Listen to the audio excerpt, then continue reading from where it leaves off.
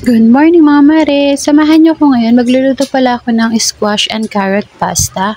Isang carrots at saka lang kalabasa, tapos kalahati lang itong macaroni ang ilalagay ko.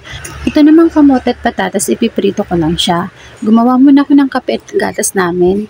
Dahil paggising ko kasi talaga ay nagugutom na ako. Paggabi kasi nagbe-breastfeed pa si Yanis. Nag-aaral na rin siyang templahan namin siya ng formula milk, magdede sa formula milk. Pagkatapos ko na nagtimpla ng gatas, ito naman yung hinayos ko. Yung macaroni, nilagyan ko lang siya ng mantika at saka ng asin para hindi lang siya magdikit-dikit at saka may konting lasa.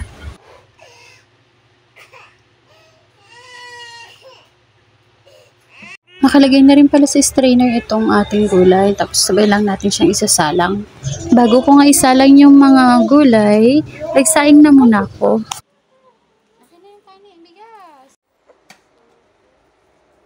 Pagtapos ko ang magsalang ng kanin, magsasaing na sana ako o magluluto na sana ako ng ulam, kasi lang ayaw magpababa ni Yanis. Kanya lang kasi ayaw pa niya makipaglaro sa atin niya. Unti-unti ko na rin palang nailalabas yung mga iluluto sa labas, kasi lang paglabas naman namin ayaw rin pa rin magpaba ni Zeki. Si Yuki naman busy kumuha ng mga bulaklak dun sa halaman. Nung nababa ko na sa Zeki at okay na siya, nakapaglaro na siya, medyo konti, naikalat niya pala yung posporo. Pagkatapos ko nga maisa lang yung aking lulutuin, dinambot ko rin yung mga posporo kasi sayang din. Chinek ko na rin pala yung gulay at saka yung pasta kung maluluto na at malambot na. Siguro mga 5 minutes pa.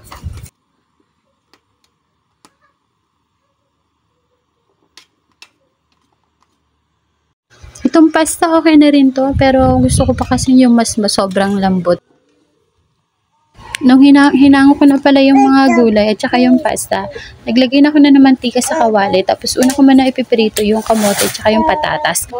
Ibe-blender ko pala yung carrots at saka yung kalabasa para maging puree siya. Ganito na pala yung texture niya, wala na yung buo-buo. Sakto naman, luto na din yung pagkain. Nilagay ko na lang muna dun sa strainer, dun sa taas, para uminit yung lamig na ulam. Igigisa na pala natin yung gulay tsaka yung macaroni. Una ko manang nilagay ay yung butter.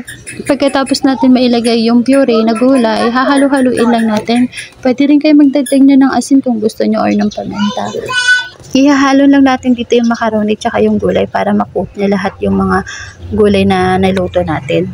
Mga 2 minutes okay na yan, ready to eat na. Kain tayo. Thank you and God bless.